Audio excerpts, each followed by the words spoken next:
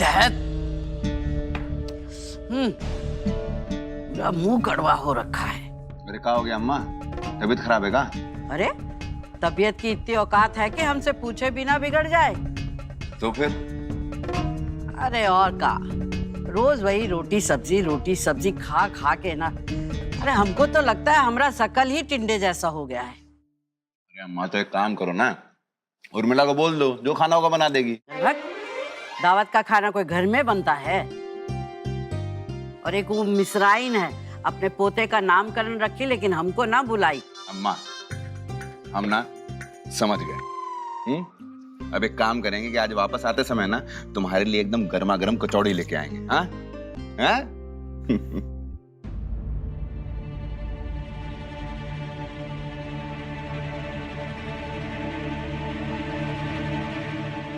ए बिटुआ, अगर गुस्सा शांत हुई गवा हो तो कौन और बात करे?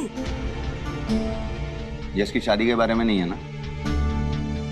अरे काहे इतना गुस्साए बैठे हैं? जरा दूर की सोचो। लड़की अमीर है, ऊंचे घराने से है। अरे अपने लल्ला की जिंदगी बन जाएगी। उनकी पढ़ाई लिखाई के लिए, गौरी की शादी के लिए जो भी कर्जा लिए हो ना, झट से उतर जाएगा। अम्मा अपना कर्जा ना हम मेहनत करके खुद ही चुका लेंगे, लेकिन उस नीच प्रताप सिंह के घर में शादी नहीं करेंगे, मतलब नहीं करेंगे।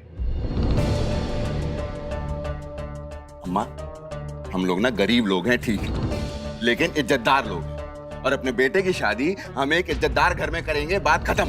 लेकिन अब इस बारे में कोई बात नहीं होगी,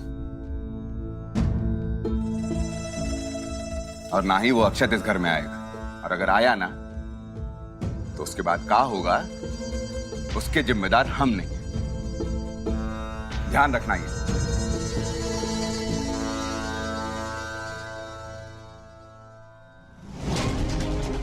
पापा की 2 कौड़ी की इज्जत के कारण हमारा बना बनाया खेल बिगड़ जाएगा।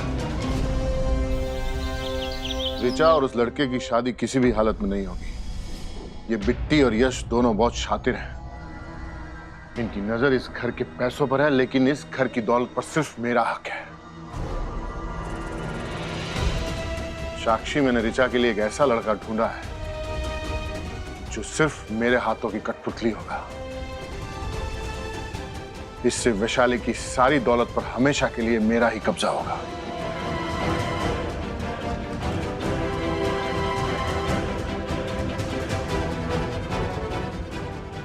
अरे बिट्टी को तो बताया नहीं कि मॉम सुरेंद्र जी से मिलने के लिए रेडी है।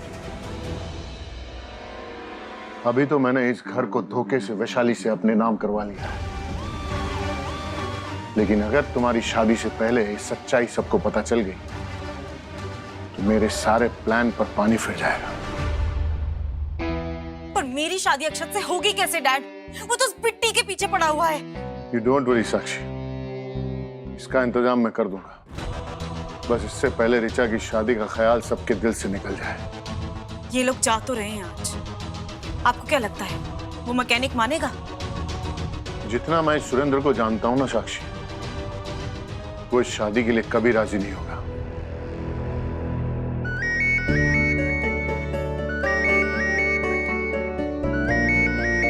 बेटी, तुम्हारा आइडिया काम कर गया। मॉम यश के पापा से बात करने के लिए तैयार हो गई। तुम प्लीज यश के पेरेंट्स को बोल दो कि हम उनसे बात करने आ रहे हैं।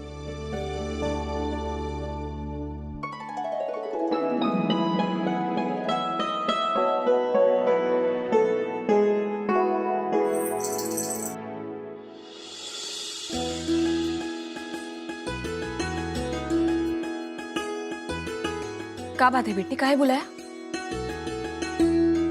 अक्षत जी, उनकी बहन रीचा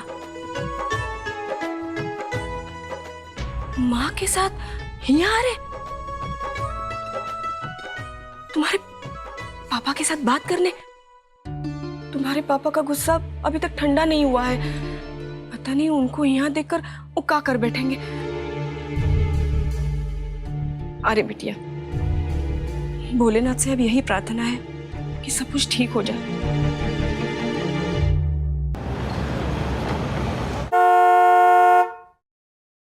सॉरी मैम, कार आगे नहीं जा पाएगी, बहुत पतली गली है। मॉम, यहाँ उतर जाते हैं।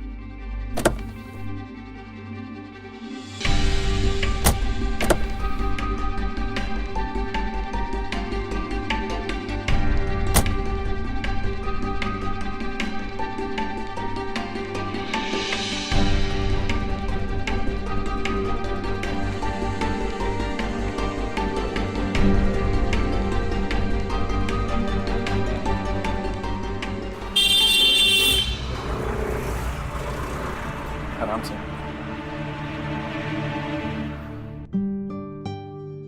बहुत सिंपल लोग हैं मॉम, घर भी ऐसी जगह पे होगा ना।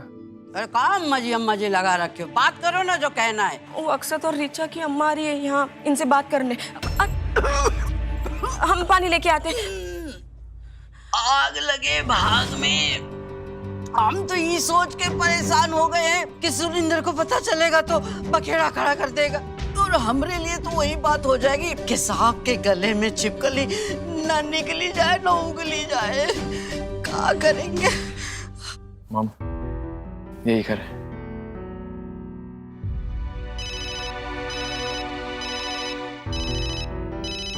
इंपॉर्टेंट कॉल है मॉम, मैं बात करके आता हूँ। चलिए। हेलो।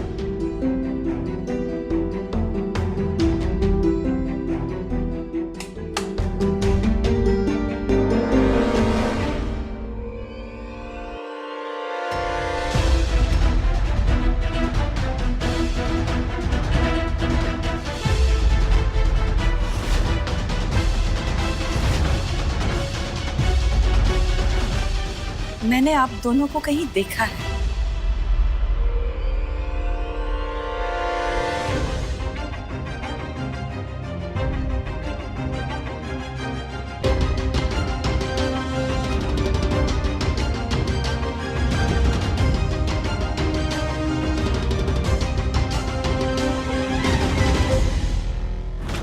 तनिक बच्ची का मुंह दिखाइए ना।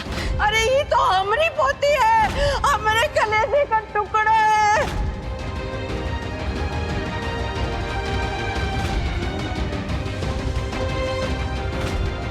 हमारे बच्चे के गले में आवाज ही नहीं है।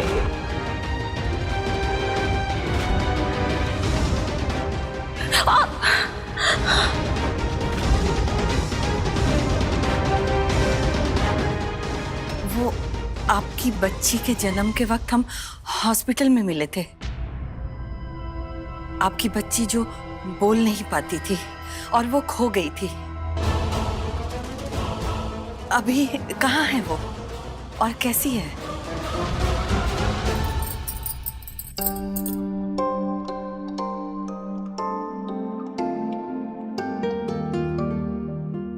हाय। हाँ मॉम आइए ना, अंदर गई। क्या हुआ? मेरा आपसे पूछना आपको अच्छा नहीं लगा? नहीं, ऐसी कोई बात नहीं है। वो कहा है ना कि इतनी पुरानी बात आपको अभी तक याद है, वो सोच के थोड़ा। वो बात ही कुछ ऐसी थी जिसे शायद ही कोई भुला पाता। अब परेशान क्यों लग रही है? भाई साहब, आज इन हाथों ने एक गूंगी लड़की को अपने गोद में लिया। खैर, अभी कैसी है वो और कहाँ है? बिट्टी के कारण हमरे यहाँ का बनता रिश्ता ना टूट जाए। वो बहुत अच्छी है। हमने उसका ना ऑपरेशन करवा दिया था, अब तो बोलने लगी है, खूब बोलती है। अच्छा, ये तो बहुत अच्छी बात। मैं उससे मिल सकती हूँ?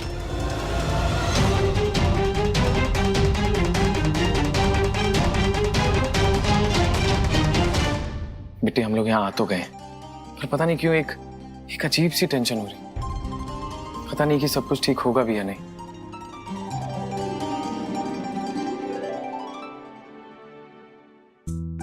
ठीक है, तुम कह रही हो तो मान लेता हूँ, सब कुछ ठीक ही होगा। आफ्टर ऑल तुम्हारा ही तो आइडिया था मॉम को यहाँ लाने का।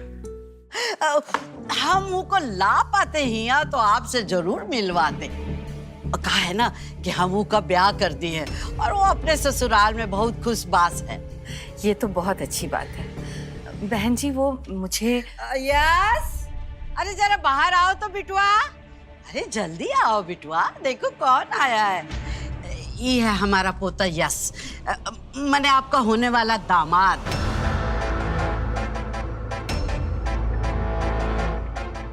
हेलो यश। नमस्ते आंटी। अरे कहा नमस्ते करता है, पैर छू। जी जी। अरे ठीक है, आइए ना, अंदर चलिए, अंदर जाके बात करते हैं। हाँ अंदर आइए, अंदर बैठ के बातचीत करते।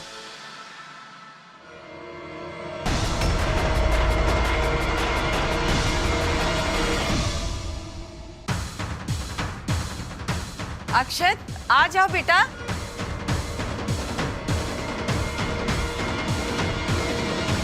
आओ बेटा आओ, नमस्ते, जीते रहो, खुश रहो, बैठो बैठो।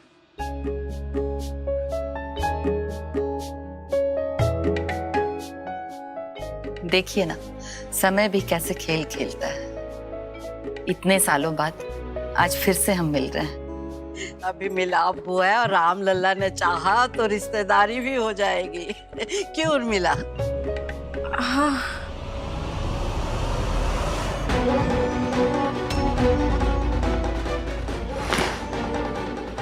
माँ क्या करोगे?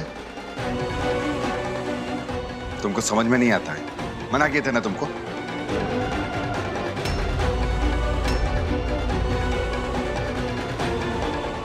चलो उठ। सुरेंद्र जी,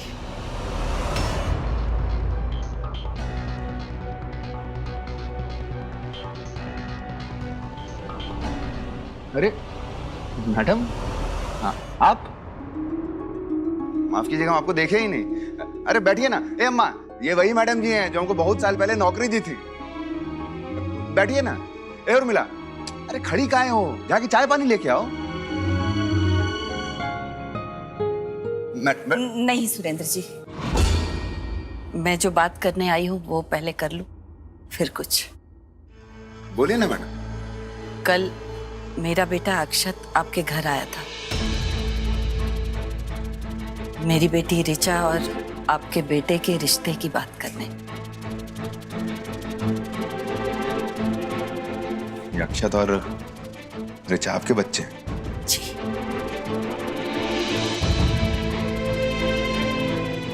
कहिए। कल बच्चे जो बात करने आए थे वो शायद बिगड़ गई, इसलिए उसे दोहराने आई।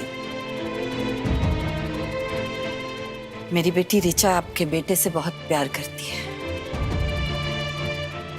मैं चाहती हूं कि आप इन दोनों के शादी के बारे में सोचिए।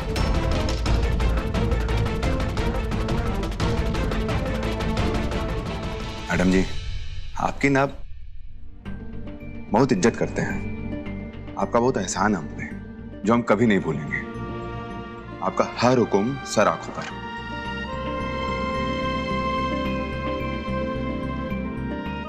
लेकिन वो प्रताप जो हमारा अपमान किया है ना, वो इधर लगा है, जो हम अगले जन्म तक नहीं भूल पाएंगे। मैं मानती हूं कि प्रताप भाई साहब ने गलती की है, लेकिन मैडम,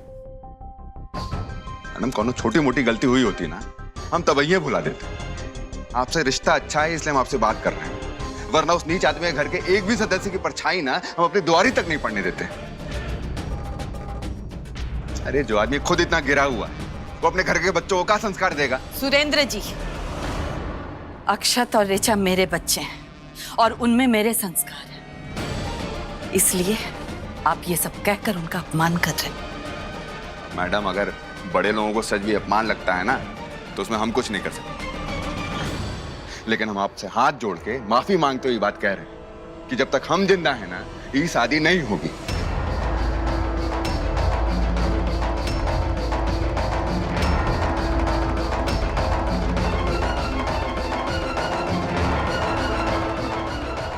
जी, एक बार उनकी तुमसे पूछा है कोई? राय मांगा है कोई तुमसे? है?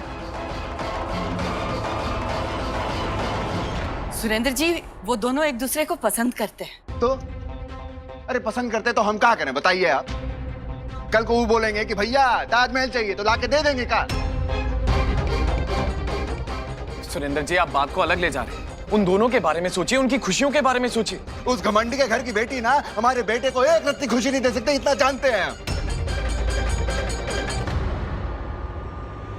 सुरेंद्र जी, प्रताप भाई साहब मेरे भाई के जैसे हैं, इसलिए उनके बारे में ऐसे शब्दों का प्रयोग आप ना करें।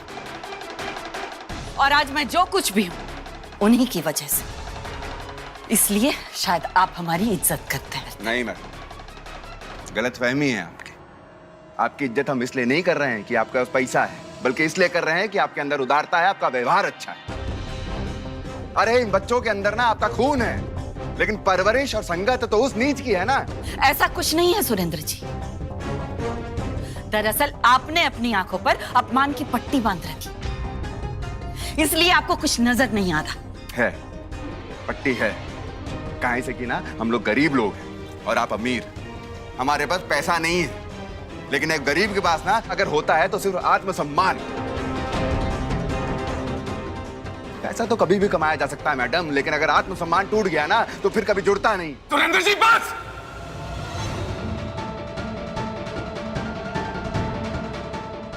कुछ भी बोले जा रहे हैं आप। क्या क्या सामान लगा रखा है? यहां पे मेरी मॉम इतनी तमीज से आपसे बात कर रही है और आप ऐसे बात कर रहे हैं। आत्मसम्मान बहुत बड़ी चीज, बहुत इंपॉर्टेंट है ना आपके लिए, तो दूसरों के लिए भी उतना ही अहम है। वाह, क्या बात की हो तुम, लेकिन हो ना एक नंबर के बदतमीज। काहे से कि तुमको पता नहीं है कि जब दो बड़े बात कर रहे हो ना तो बीच में बोलना नहीं चाहिए। चल हट।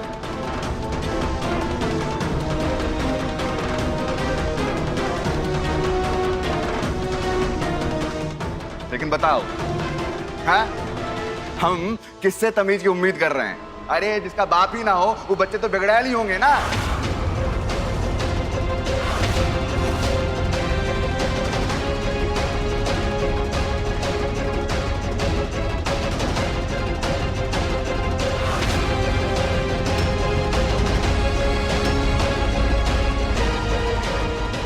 काहे से कि माँ के पास तो फुर्सत होती नहीं है पैसा कमाने से, तो ख्याल कैसे रखेंगी बच्चों का?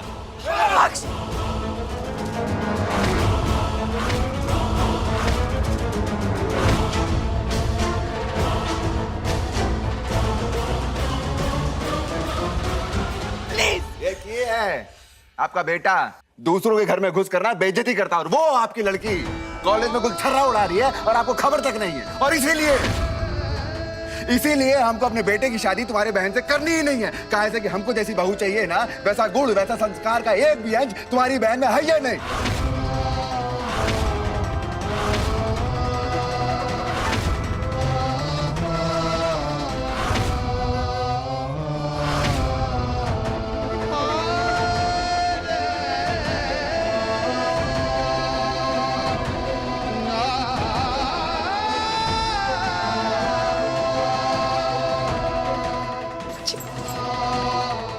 इसीलिए ना इनको लेकर जाओ यहां से,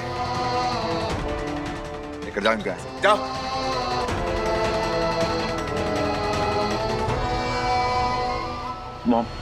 मॉम प्लीज चलिए यहां से। मॉम बहुत हो गया है, प्लीज चलिए यहां से।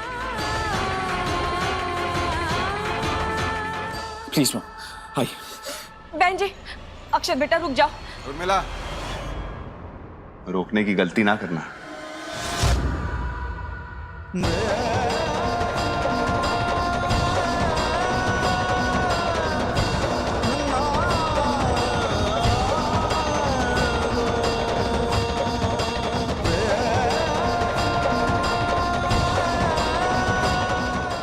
इसका बाप ही ना हो वो बच्चे तो बिगड़ैल ही होंगे ना।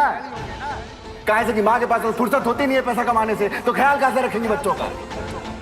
वो आपकी लड़की कॉलेज में गुलछर्रा उड़ा रही है और आपको खबर तक नहीं है।